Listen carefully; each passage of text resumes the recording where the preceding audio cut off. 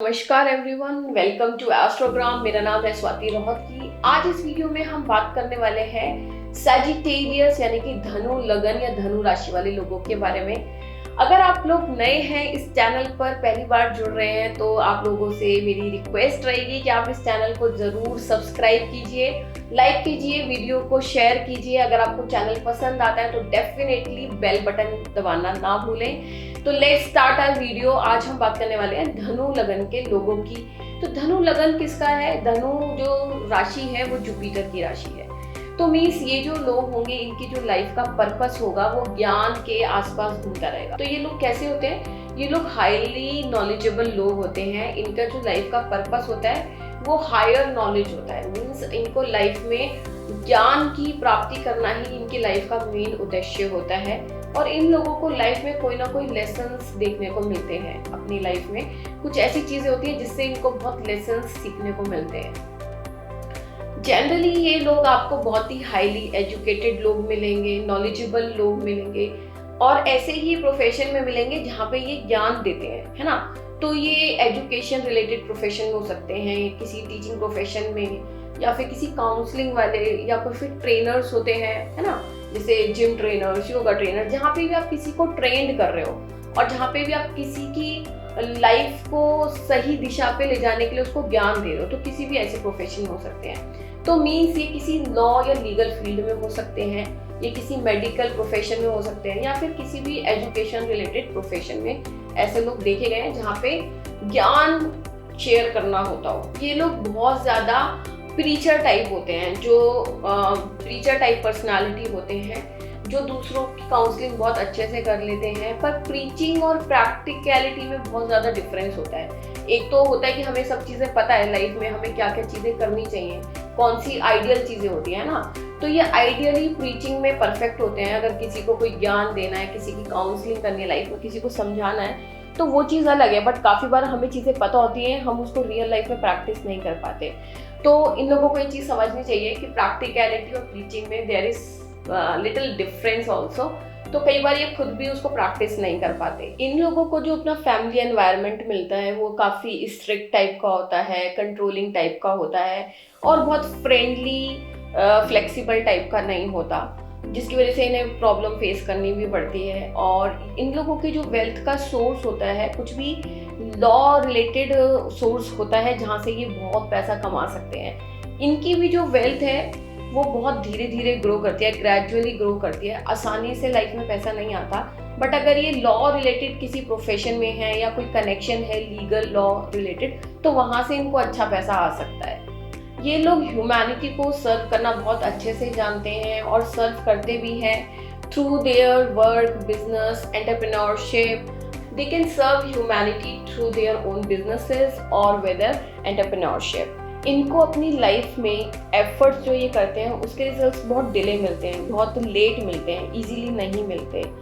और ये लोग इंट्रोवर्ट नेचर के हो सकते हैं और बहुत अपनी कम्युनिकेशन में प्रिसाइज रहेंगे, पॉइंट टू पॉइंट बात करना पसंद करेंगे, बातों को खींचना पसंद नहीं करते। हालांकि अब ये डिपेंड करता है कि कुछ हमारे जो प्लैनेट्स हैं उसका भी इम्पैक्ट पड़ता है। बट ये एक जनरलाइज हम प्रिडिक्शन कर रहे हैं राशिज के ऊपर। तो कुछ ना कुछ ट्रेट्स आपको सिमिलर बहुत दिखाई देंगे। और अगर हम बात करें, जैसे हमने बात करी कि इनका फैमिली एनवायरनमेंट बहुत स्ट्रिक्ट होता है, हार्श होता है, बट जो फैमिली होती है वो इनकी स्पिरिचुअल रिलीजियस फैमिली होती है। इन लोगों को भीड़ से अलग रहना पसंद होता है। तो हम बोल सकते हैं ये घर ऐसी जगह भी लेना पसंद करते हैं जो बिल्कुल मतलब जहाँ पे आइसोलेशन हो, ज़्यादा क्राउडेड ना हो। तो ज़्यादा क्राउड में रहना पसंद नहीं करते।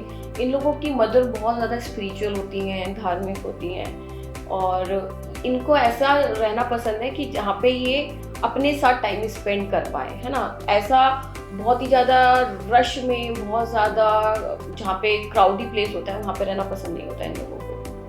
ऐसे लोगों को लाइफ में ग्रो करने के लिए, सक्सेस देखने के लिए कंपटीशन बहुत ज़रूरी होता है। अगर इनका कोई कॉम्पिटिटर है तो ये बहुत जल्दी ग्रो करते हैं। अगर इनको कहीं पे भी कंपटीशन नहीं दिखाई दे रहा तो ये लाइफ में बहुत डल काम करेंगे। बट जहाँ पे इनको कोई कंपटीशन दिख रहा है, इनका कोई कॉम्पिटिटर है, तो ये बहुत अच्छा कर सकते हैं, specially in creative fields, sports, इस तरीके के फील्ड में अगर ये हैं तो इनको कंपटीशन से ही इनको सक्सेस मिलती है। मतलब इनका माइंडसेट ऐसा होता है कि अगर इनको कोई कॉम्पिटिटर दिख रहा है या जहाँ पे इनको कोई कंपटीशन दिख रहा है तो ये बहुत अच्छा परफॉर्म करते हैं, अदरवाइज नॉट। अगर इनकी लाइफ में कभी भी कोई डिस्प्यूट इनको फेस करना पड़ रहा है या कोई कोर्ट केस फेस करना पड़ रहा है तो वहाँ से इनको काफ़ी मॉनेटरी बेनिफिट मिलता है। इनको अपनी मैरिड लाइफ में काफ़ी कन्फ्लिक्ट्स देखने पड़ते हैं और इसी के कारण इनकी लाइफ में इमोशनल इनस्टेबिलिटी बहुत होती है। मतलब इनको काफ़ी इमोशनल अप्स एंड डाउन से गुजरना पड़ता है। एक चीज़ है जिसकी वजह से ये अपने इमोशंस को कंट्रोल कर सकते हैं और वो ये है कि जब ये किसी रिसर्च रिलेटेड सब्जेक्ट में जाते हैं या किसी रिसर्च ओरिएंटेड फील्ड में काम करते हैं तो ये इस चीज़ से बच सकते हैं। मीन्स जो इनकी लाइफ में emotional ups and downs, emotional instability है, अगर ये उससे बचना चाहते हैं तो उसकी बेस्ट रेमेडी ये है कि आप लोग किसी रिसर्च रिलेटेड सब्जेक्ट को पढ़ लें या फिर किसी रिसर्च रिलेटेड फील्ड में अपना कोई जॉब बिजनेस को ज्वाइन कर सकते हैं। तो जहाँ पे रिसर्च का वर्क होगा वहाँ पे आपको मेंटल पीस बहुत अच्छे से देखने को मिलेगा। इन लोगों को ईगो इश्यूज हो सकते हैं because of their higher knowledge और इनको काफ़ी ज्ञान तो होता ही है जैसा हमने देखा।